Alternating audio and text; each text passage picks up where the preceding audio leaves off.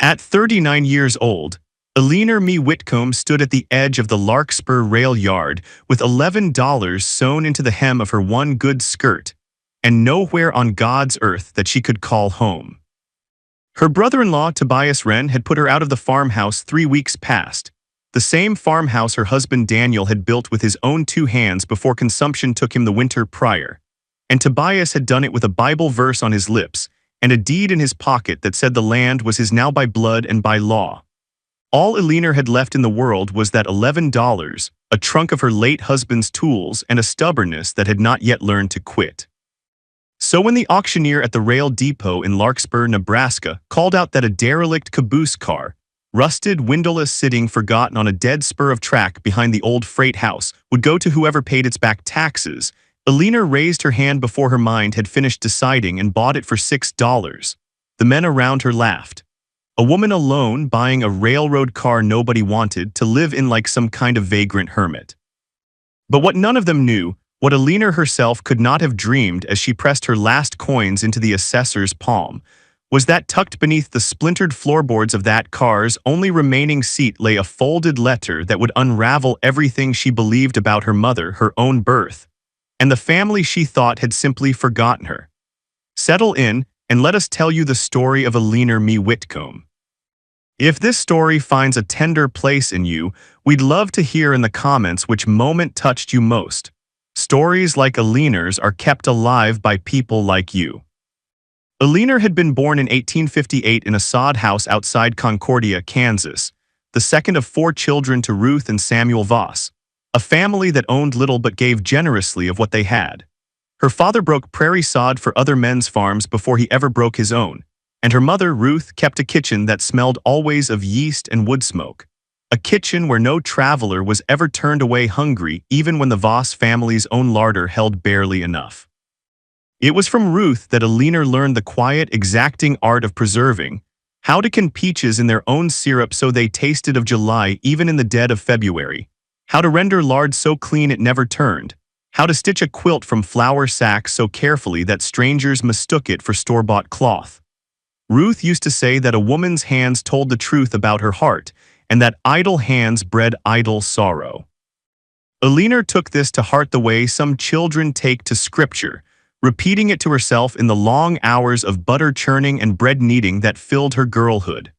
There was warmth in that sod house despite its dirt walls and its single smoking lamp, and Eleanor carried the memory of it the way other people carried photographs, worn soft at the edges from handling but never faded. What troubled Eleanor, even as a girl, was the silence that fell over her mother whenever certain subjects arose. Ruth would not speak of her own mother, would not speak of the years before she married Samuel Voss, would not even say with certainty where she herself had been born. When Eleanor asked, as children do, Ruth's face would close like a door drawn shut against weather, and she would busy her hands with something, mending, scrubbing, anything, until the question passed. Eleanor's older brother Asa once told her in a whisper that their mother had come west alone as a young woman with no family of her own, and that this was simply a fact the family did not discuss, the way some families did not discuss a grave that had never been properly marked. Eleanor accepted this as one accepts weather, something beyond her power to question, though it left in her a small, persistent ache, a sense that there was a room in her mother's life whose door she would never be permitted to open. When Eleanor was 19, she married Daniel Whitcomb, a quiet, broad-shouldered carpenter's son from the same county, and together they pushed further west into Nebraska territory, drawn by cheap land and the promise that hard work might finally yield something that belonged to no one's mercy but their own. Daniel built their house plank by plank on 160 acres outside Larkspur, and Eleanor turned that house into a home with the same patient, exacting hands her mother had given her. She kept hens. She put up preserves every autumn until the cellar shelves groaned. She nursed Daniel's mother through her final illness without complaint, and she buried 2 infants before they ever drew a second breath. Grief she folded into herself the way she folded linen. Neat and contained and never spoken of unless asked. She and Daniel never had a child who lived past its first winter, and this sorrow sat between them for years like a third presence in the house, until I simply learned to love each other around the shape of it. Ruth had died in 1889 and Samuel 2 years after, and by the time Eleanor stood in the rail yard at Larkspur, she had already buried more people she loved than she had fingers to count them on. And yet she had always had Daniel, and the farm, and the rhythm of seasons that asked nothing of her but labor and gave back in return a kind of peace. Then came the autumn of 1897, when Daniel's cough would not leave him, when the cough became fever, and the fever became the long, terrible stillness of a man wasting before his wife's eyes despite every poultice and every prayer Eleanor knew how to offer. He died in February of 1898 in the bed he had built with his own hands, and Eleanor washed his body herself, as was proper, and dressed him in his church clothes, and stood at his grave in a wind so cold it seemed to want to strip the flesh from her bones. She thought in her grief that she had already endured the worst the world could ask of her. She was wrong. Daniel's brother Tobias had never cared for Eleanor. He had wanted Daniel to take a wife with land of her own, a wife who would have brought more to the marriage than calloused hands and a kind heart. And he had never forgiven Eleanor, in some unspoken corner of himself, for being merely what she was. Within a month of Daniel's burial, Tobias produced a deed, drawn up years before in a moment of brotherly trust Daniel had never thought to mention to his wife, granting Tobias rights to the land should Daniel die without a living heir. Eleanor had no child to inherit, no paper of her own to contest it, and no money to hire a lawyer who might have found the deed's claims thinner than they appeared. The county judge, a friend of Tobias's from church, upheld the document without much delay. Eleanor was given 3 weeks to remove herself and whatever she could carry. She packed Daniel's tools, her mother's quilt, a Bible, and the $11 that remained from selling her hens and her good Sunday dishes to neighbors who paid her less than they were worth and knew it. She walked to Larkspur with her trunk on a borrowed cart, and she did not know when she arrived where she would sleep that night. It was the auctioneer's voice that drew her to the rail yard. A crowd had gathered, mostly out of idle curiosity, to watch the county sell off neglected property for unpaid taxes. A routine humiliation visited upon whatever had been abandoned long enough to become an eyesore. Eleanor stood at the back of the crowd with nothing to bid on and no reason to be there except that she had nowhere else to go, and that was when she saw it. An old caboose car, the kind that once rode at the tail end of freight trains carrying brakemen and lanterns, now shunted onto a dead spur behind the depot and left to rot, its red paint gone gray, one window boarded, the door hanging crooked on a single hinge. The auctioneer called it worthless, said the railroad had abandoned its claim years before, and the county simply wanted the back taxes paid so they could stop carrying it on the books. $6, he said, almost apologetically, as if embarrassed to ask for even that much. Something in Eleanor, not logic, not plan, but some deeper animal instinct toward shelter made her raise her hand. The men nearby chuckled, one of them muttering that a woman buying a rail car to live in was a sorrier sight than the car itself. But Eleanor paid her $6 to the assessor without meeting anyone's eyes, and just like that, the caboose was hers. She had $5 left to her name and a structure with no proper floor in places, no stove, and rust creeping up its iron fittings like a slow disease. But it had walls, it had a roof, and it was hers in a way the farmhouse, in the end, had never truly been. She spent her first night in the caboose wrapped in her mother's quilt, listening to the wind find every gap in the boards, and she told herself this was temporary, a place to stand while she figured out what came next.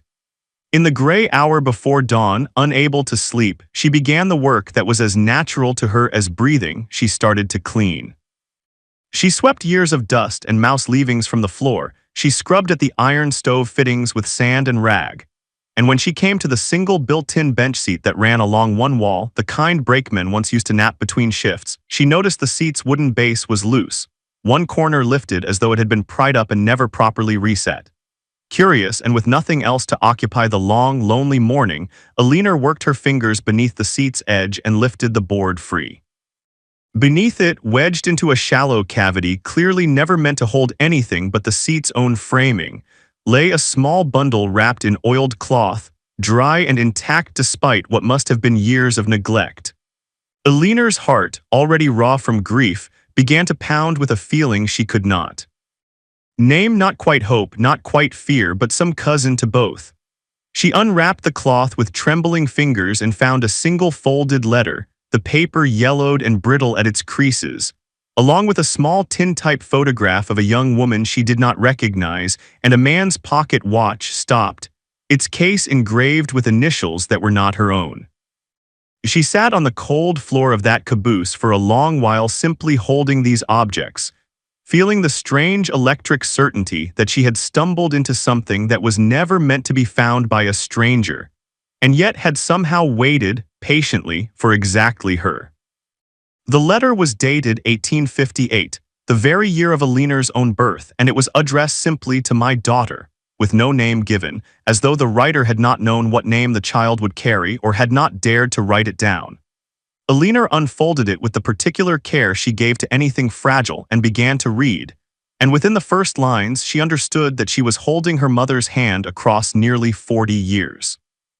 The letter was written by Ruth, though it took Eleanor several trembling rereadings to be certain, for the hand was younger, looser, full of an anguish Eleanor had never once seen her composed and capable mother display in life.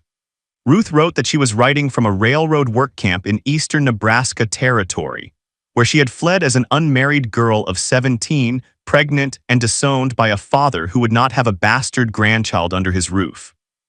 She wrote that the baby's father, a young surveyor named Charles Prout who had promised marriage and then vanished west with the railroad survey crews when her condition became known, had left her with nothing but his pocket watch, which she had stolen from his coat in a fury the night she learned the truth, and which she could not bring herself to sell, though she did not say why. Ruth wrote that she had given birth alone, attended only by a camp cook's wife, in the caboose car that served as the work crew's only shelter from the weather, and that for 3 days afterward, too weak to travel and too ashamed to send word to anyone who might judge her, she had nursed her daughter in that very car, on that very seat, wrapped in the only blanket she owned. But Ruth's letter went further, and here Eleanor's breath caught entirely. For Ruth confessed that she had not been able to keep the child, not out of want of love, for she wrote that she loved her daughter more than my own ruined name deserves, but because she had no money and no Chinese letter, no way to feed an infant while also finding honest work, and because a childless couple traveling with the rail crew, a Mr. and Mrs. Voss, had lost their own infant to fever not 2 months before, and had looked upon Ruth's baby with such naked, grieving longing that Ruth, in her desperation and her love both, had made an arrangement with them. She would give them the child to raise as their own, on the condition that she herself be allowed to travel onward with the same rail crew as a laundress, so that she might never be far from her daughter even if she could never claim her. Ruth wrote that she meant to tell her daughter the truth someday, when the girl was grown enough to understand that a mother's love and a mother's capability to provide were sometimes two entirely separate things, torn apart by a cruelty of circumstance rather than any failure of heart. Eleanor understood, reading this, with a dizziness that made the caboose seem to tilt around her, that the Mrs. Voss of the letter was her own mother, Ruth Voss, the woman who had raised her, but that the woman who had written the letter, the woman who had given birth to her on this very seat in this very car, was also named Ruth. They were, impossibly and yet with a terrible internal logic, one and the same. Ruth had given her own daughter to a childless couple, and then, Eleanor could only assume, piecing the dates together with shaking hands, something had happened to that arrangement, some turn Eleanor did not yet understand, that had eventually placed the very same baby back into Ruth's own arms, so that Ruth had raised in the end the daughter she had once given away, without ever finding the courage to explain how strange and circular that journey had truly been. Eleanor sat with this for the better part of a day, unable to eat, unable to do anything but turn the pocket watch over and over in her palm, tracing the initials CP that were not Voss and not Whitcomb, but belonged to a man named Charles Prout who was, by every honest reading of the letter, her true father. She thought of her mother's closed face whenever questions of family arose, the door shutting each time as though against weather, and she understood now that the weather Ruth had been guarding against was not a storm of the past but a storm of shame, a fear that if Alina ever knew the truth, that she had been given away once, that her own mother had handed her to strangers in a moment of desperate love, she would feel herself somehow less wanted, less truly a daughter than children who had never been parted from their mothers at all. It took Alina nearly a week to piece together, through the letter's careful but incomplete account, what must have happened next. Ruth had traveled with the rail crew as promised, working as a laundress, watching from a careful distance as the Vosses doted on the infant they believed was a gift from Providence to replace the child fever had taken. But within months, Samuel Voss had been gravely injured in a trestle collapse, and Mrs. Voss, the original Mrs. Voss, Alina now understood, a separate woman entirely from her own mother Ruth, had been forced to return east to her own family for help, unable to keep an infant while nursing an injured husband and facing a journey of uncertain length. In her own desperation, that first Mrs. Voss had turned to the laundress who had shown such tender, persistent attention to the baby all along, the woman everyone on the rail crew assumed was simply a doting family friend, and asked if Ruth might keep the child temporarily until the Vosses could send for her. Ruth had agreed with a joy she dared not show too plainly. But the injured Samuel Voss had died of his wounds within the month, and the grieving Mrs. Voss, alone and without resources, had never sent for the child at all, perhaps believing it crueler to disrupt the baby's life a second time than to simply let her go. Ruth, given by fate the very thing she had sacrificed to provide for her daughter in the first place, had quietly taken the Voss name as her own when she later married a different Samuel. A Voss cousin, as it happened, met through the tangled, intermarrying threads of frontier rail communities, and had raised Alina as the daughter of that second marriage, never speaking a word of the truth, perhaps believing the kindest thing she could do was bury the chaos of it entirely and simply love the child plainly.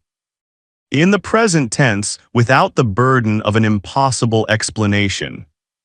Alina wept for 2 days over this knowledge, not from anger but from a grief so layered she could not at first separate its strands. Grief for a mother who had carried this secret alone for 40 years. Grief for a father she had never known existed and would never meet. Grief for the sheer loneliness of what Ruth must have endured, smiling through church suppers and quilting bees while holding inside her a truth so enormous it could have swallowed her whole. But beneath the grief, slowly, something else began to surface, something that felt almost like relief. The door that had always stood closed in her mother's face was open now, and what lay behind it was not rejection but the opposite. A love so fierce it had reshaped itself twice, had crossed an entire territory and 3 names and 2 marriages, simply to remain near its daughter. Word of Alina's caboose had by then spread through Larkspur as the kind of curious gossip small towns cannot resist, and it reached the ears of Tobias Wren, who arrived one afternoon with the self-satisfied air of a man who believes he has already won every argument worth having. He had heard, he said, that Alina was making a spectacle of herself, living like a beggar on railroad property, and that it reflected poorly on the Whitcomb name, a name he seemed to feel he alone now had the right to protect, having claimed the land that bore it. He suggested, not quite kindly, that Alina ought to leave Larkspur altogether, perhaps go east to whatever family she had left, so as not to embarrass herself further in a town that had known her as a respectable farmer's wife. Alina, who in her grief over Daniel might once have absorbed such words in silence, found instead that the letter beneath the floorboard had given her something she had not possessed in weeks. A sense of her own lineage, fragile but real, a thread connecting her to women who had survived far worse than a brother-in-law's contempt. She told Tobias with a calm that surprised them both that she would leave Larkspur when she herself decided it was time, and not one day before, and that he was welcome to inform the church ladies of whatever spectacle he believed her to be making, since she found she no longer much cared what they thought of a woman who owned, outright and without debt to any man, $6 worth of iron and timber that nobody else in this county had wanted. But the deeper conflict, the one Alina had not anticipated, came from the rail company itself. A clerk from the regional line, hearing through the same gossip network that an old caboose had been sold off and that something of apparent value, a pocket watch, people whispered, though the truth had been twisted and exaggerated by the time it traveled, had been found inside it, arrived in Larkspur to inform Alina that any items found within railroad property, even abandoned property, were legally the company's to claim, and that she would need to surrender the watch and letter for review. Alina, who had buried a husband, lost a farm, and only just recovered a mother's hidden history, found in herself a steel she had not known she possessed. She informed the clerk, in front of two witnesses she had deliberately gathered from the depot office, that the letter was addressed to her by name in spirit if not in ink, written by a woman who could be proven, through county marriage and birth records still on file in Concordia, Kansas, to be her own mother, and that no company policy on freight could lay claim to a mother's private words to her child, words that had nothing whatsoever to do with railroad commerce. She added with a quiet steadiness that seemed to unsettle the clerk more than any shouting could have, that she would be glad to let the matter be decided by a judge and a newspaper both, since she suspected the company would find itself the villain of a story Nebraska readers would not soon forget, a grieving widow's family letter, seized by a railroad for the crime of having been hidden too well. The clerk left within the hour and did not return. It was the pocket watch in the end that opened the final door. Alina, determined to learn whatever else might be known of Charles Prout, the surveyor who had vanished west, wrote to the regional land office in Cheyenne, including a careful description of the watch's engraving, and received in reply, after some weeks, a letter from an elderly land surveyor who remembered a Charles Prout from his early working days, a man, he wrote, who had died unmarried in 1881. Having struck a modest claim in Wyoming territory that had eventually proven valuable when later surveys ran a spur line directly across it, a claim that, lacking any known heir, had reverted to the territory and then the state for lack of a legal successor. Alina realized, with a feeling like the floor opening beneath her a second time, that she might well be the only living blood relation of a man who had died believing he had no child in the world at all, and that this fact, properly documented through the same county records that proved Ruth's marriages and Alina's birth, might entitle her to whatever remained of an unclaimed estate the state had been holding, unclaimed for nearly 2 decades. The legal process took the better part of a year, and Alina pursued it not with greed but with a steady, dignified persistence that won her, slowly, the respect of even those in Larkspur who had once laughed at her purchase of the caboose. She did not seek vengeance against Tobias, though she might have used her eventual means to contest the farmhouse deed. Instead, she let that grievance rest, deciding that some doors once closed were better left that way, and that dignity lay not in winning every battle but in choosing which ones were worth her remaining strength. What she did do, when the Wyoming claim was finally settled in her favor, was modest by any measure of frontier fortune, but vast by the measure of a woman who had owned nothing but $11 a year before. Enough to purchase a small house in Larkspur outright, enough to open a little shop selling her preserves and her quilts to travelers passing through on the very rail line that had once carried her mother as a frightened girl of 17, and enough, crucially, to commission a proper headstone for Ruth's grave, one that finally bore beneath her name the words "beloved mother, twice given, never lost," words only Alina and a very few others would ever understand the full weight of, but which she knew. In some way she could not entirely explain even to herself. Her mother would have wept to read. She kept the caboose. She had it moved at no small expense onto a corner of the lot beside her new little house, and she restored it herself, plank by plank, the same way Daniel had once built their farmhouse, sanding away the rust, replacing the broken window, repainting the iron a deep, defiant red. She did not live in it any longer, not after the house was built, but she kept the bench seat exactly as she had found it, loose board and all, and she would sit there some evenings with a cup of tea, simply resting her hand against the wood where her mother had once lain weak and ashamed and fiercely loving, where Alina herself had drawn her very first breath, though it would take 39 more years and a $6 act of desperation for her to learn that fact at all.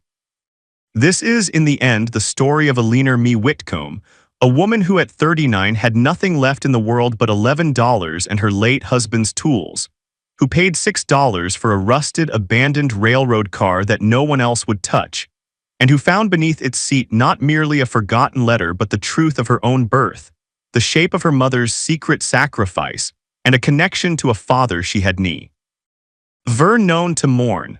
What was restored to Eleanor was never simply money, though the money mattered and gave her a roof that no brother-in-law could take by deed or trickery. What was truly restored was the understanding that she had never, not for one day of her life, been unwanted, that the silences she had once mistaken for distance had in fact been the sound of a mother protecting her from a grief too large and too strange to easily explain, and that love, even when it must travel in secret, even when it must wear a borrowed name for 40 years, does not diminish for the disguise. Eleanor had bought a railroad car believing she was purchasing nothing more than shelter from the wind. What she had truly purchased, it turned out, was the rest of her own story. We thank you truly for spending this time with Eleanor and her story. And if her journey moved something in you, we hope you'll consider sharing it with someone who might need to hear that what looks like loss can sometimes be carrying a long-delayed gift. Before you go, we'd love to ask you something to sit with. Is there a silence in your own family's history, a question never quite asked, an old object never quite explained, that you've sometimes wondered might be holding more love in it than anyone ever found the words to say aloud? We'd be glad to hear your thoughts below. Until the next story finds you, take care of yourselves and take care of each other.